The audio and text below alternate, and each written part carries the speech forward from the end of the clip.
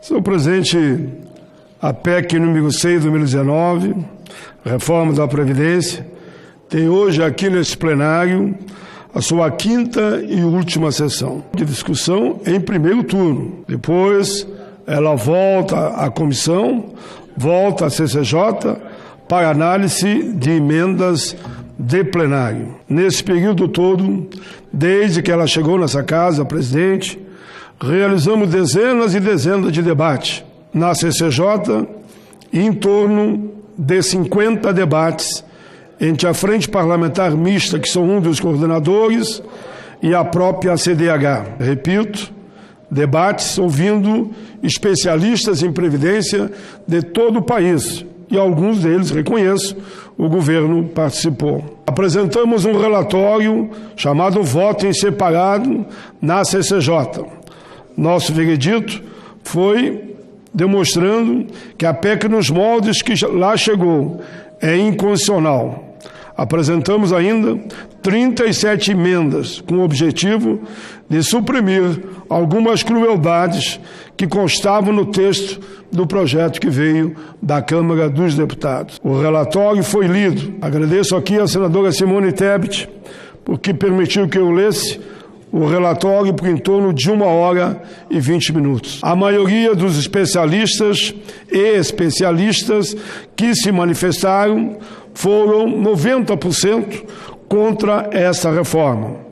Ela acaba com o direito à aposentadoria. Eles entendem que o debate fica longe do interesse da população e com números que não são verdadeiros. O governo jogou pesado. Muitos ficaram assustados. O governo pregou o apocalipse do déficit.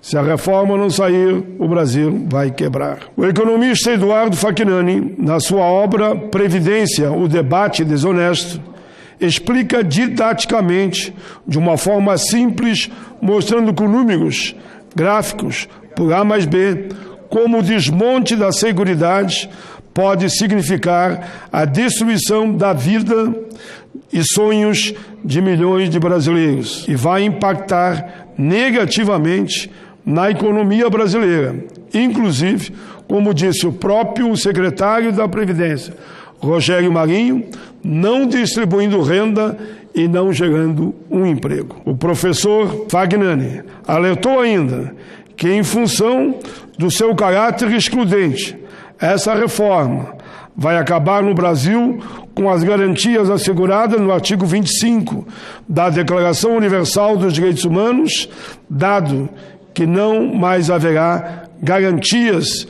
efetivamente de aposentadoria. Inclusive, o texto reconhece, acaba com a aposentadoria por tempo de contribuição, não só para especial, mas para todos. Teremos, a partir daí, uma insegurança enorme jurídica, aumento do desemprego, não teremos investimento na doença. A aposentadoria por invalidez hoje é 100%, passará a ser entre 50% e 60%. Pensão para viúvas poderá baixar para 1 salário mínimo. O atendimento à velhice praticamente desaparece. Ainda há outros casos, dependa dos meios de subsistência, estarão fora de controle, porque nós estamos desmanchando, não é só a Previdência, mas é a Seguridade Social. Seguridade, se leia-se, assistência, saúde e previdência. Essa reforma também se choca com a Convenção 102 da OIT, da qual o Brasil é signatário, que define ali normas mínimas para a Seguridade Social frente a novas contingências clássicas. Idade avançada, maternidade, acidente de trabalho, responsabilidades familiares, desemprego, tratamento médico, morte, aposentadoria por invalidez e enfermidade. Em síntese, para ele, a reforma é muito ruim para uma sociedade constituída por expatriados dos frutos da riqueza. No dia 10 de setembro, além do professor Eduardo Facchignani, também estiveram aqui nesse plenário, participando do debate, o economista Eduardo Moreira, ex-ministro e deputado Ricardo Berzoini, economista Maria Lúcia Fattorelli, que foram na mesma linha deste raciocínio. O governo aposta na morte do cidadão trabalhador, porque ele não vai mais conseguir se aposentar. Quem viver, verá. Vagará pelas ruas idosos como zumbi, sem proteção, somando seus milhões de desempregados, desalentados e subempregados. Essa reforma atinge quem ganha principalmente até 3 salários mínimos. Mas se fosse para definir faixa, eu diria principalmente aqueles que ficam da classe média para baixo, em que o limite de aposentadoria fica em torno de 4 a 5 salários mínimos. Isso representa, estou falando agora de 2 a 3 salários mínimos, mais de 80% daqueles que estão no regime geral da Previdência. Isso é combater privilégios? Direta e indiretamente. Estamos falando da vida, que temos que analisar os dependentes, aposentados e seus familiares. Estamos falando aqui da piora brutal da vida de 100 milhões de pessoas. Pobres, trabalhadores, servidores públicos, porque quando se fala em servidor, alguns lembram somente aqueles que ganham o teto. Mas milhões de servidores nesse país, nos municípios e estados, ganham até 2 salários mínimos. Em resumo, todos vão perder. Não há quem não reconheça isso. Faço aqui mais uma vez um apelo a todos e a todas. Ainda há tempo para modificarmos o texto, para suprimirmos alguns pontos, como, por exemplo, carência, tempo mínimo de contribuição. Por que não permitir que fique para todos, como é hoje, tempo mínimo de 15 anos? Porque sabemos que a maioria dos trabalhadores brasileiros não chegam aos 20 anos de contribuição. E para se aposentar com salário integral, é 40 anos de contribuição. Vai precisar trabalhar 80 anos para assegurar 40 anos de contribuição. Lembro aqui da aposentadoria especial. Quando vincula a idade, acabou com a especial. Como é que o mineiro, no 15 anos de solo, começa a trabalhar com 21 a 36, somando os 2, vai chegar a 55? Nunca. Metalúrgico, mesma coisa. Professores, a mesma coisa. Temos também o fim da aposentadoria, o resumo da aposentadoria daqueles que dependem de atuações de áreas chamadas periculosas. Quem trabalha em área periculosa, que hoje se aposenta com 25, esquece. Não se aposentará mais com 25, vai ter que ter 40 anos de contribuição, 65 de idade, para conseguir 40 anos de contribuição, porque você tem garantia de 6 meses em 12, com 80 anos você vai ter 40 anos de contribuição. Então, vigilantes, eletricitários, quem trabalha em raio-x, quem é guarda municipal, guarda de trânsito, esses só vão se aposentar depois dos 65 anos e ainda com uma parcela do vencimento. Se sonhar com a média dos vencimentos, vai ter que trabalhar até os 80 anos. Reversalidade das cotas da pensão. Também não volta para o homem ou para a mulher que ficou viúvo aquela cota correspondente ao filho, que é de 10%. Contribuição dos servidores inativos a partir de 1 salário mínimo. Todo inativo hoje que é servidor, ele paga acima do teto, que dá em torno de 5 salários mínimos. Agora vai começar a pagar a partir de 1 salário mínimo. A alíquota extraordinária para o RPPS.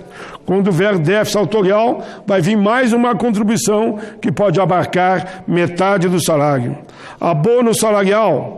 Significa que 13 milhões de pessoas deixarão de receber o abono salarial, porque eles ficam naquela faixa de até 2 salários mínimos, e pela PEC, só quem ganha R$ 1.336 é que terá o abono. Contrato de trabalho intermitente, quer dizer que todo aquele que durante o mês não tiver o número de horas correspondente ao salário mínimo, ele vai ter que pagar praticamente o que recebeu para ter direito à Previdência. Privatização dos benefícios não programados. Vou me referir aqui ao espaço da empresa onde ele está. É uma empresa privada que vai fazer análise se ele terá direito ou não, se foi ato seguro ou condição insegura. Privatização da Previdência Complementar. Tempo de conversão. Aquele que estava na especial, não tendo direito mais especial, a lei hoje permite que ele converta esse tempo para um número de anos maior, para ficar na comum. Por exemplo, tinha 10, vale 14, não vai valer mais, prejudicando inclusive o passado. De acordo com a pesquisa de síntese, indicadores sociais do IBGE, 54, milhões de brasileiros estão abaixo da linha da pobreza, ou seja, 1/4 da população nacional tem renda domiciliar por pessoa inferior a R$ 406 por mês, de acordo com o critério adotado pelo Banco Mundial. Significa que com essa reforma, esses 54 milhões se aproximarão aos 100 milhões. Segundo a Ambric, mais de 9 milhões de crianças e adolescentes de até 14 anos vivem em extrema pobreza no Brasil, número correspondente a 22,6% dos brasileiros nessa faixa de idade. O número representa o aumento das crianças e adolescentes nessa situação em relação, com certeza, a de 2016, quando eram 8,8 milhões. A renda domiciliar per capita mensal é inferior ou igual a 1/4 do salário mínimo. Esses dados fazem parte do cenário da criança e adolescente de 2019. O estudo reúne 31 indicadores sociais relacionados às crianças e adolescentes, como mortalidade, gravidez na adolescência, cobertura de creche, trabalho infantil e violência. Esses indicadores estão relacionados aos objetivos da ODS, Organização das Nações Unidas. Compromisso global de que o Brasil é signatário e que prevê desenvolvimento justo, inclusivo e sustentável até 2030, mas com as duas reformas, Previdência e trabalho, é impossível. Dados do IBGE mostram que o desemprego é altíssimo, em torno de 13 milhões de pessoas desempregadas, 38 milhões na informalidade, a 4, milhões dos chamados desalentados. O cenário social e econômico do país é muito, muito perigoso. Assusta a todos. Existe uma crise instalada, avançando. Estamos em recessão. A miséria fica cada vez mais visível. A pobreza aumenta. O desemprego corre a galote. E o que o governo faz? Aplica a velha forma, tira dos pobres e dos trabalhadores. Uma reforma da Previdência, que, como diz o economista Eduardo Fagnani, vai acabar com a vida de milhões de brasileiros. A CPI da Previdência apontou alguns caminhos. Primeiro, ela identificou que o problema é de gestão, portanto, não há necessidade desse tipo de reforma. Não é que eu seja contra reformas, inclusive reforma da Previdência.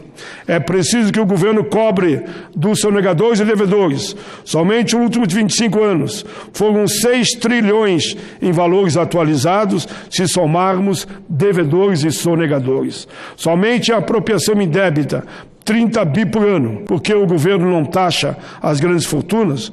Por que não realiza uma reforma tributária progressiva e solidária?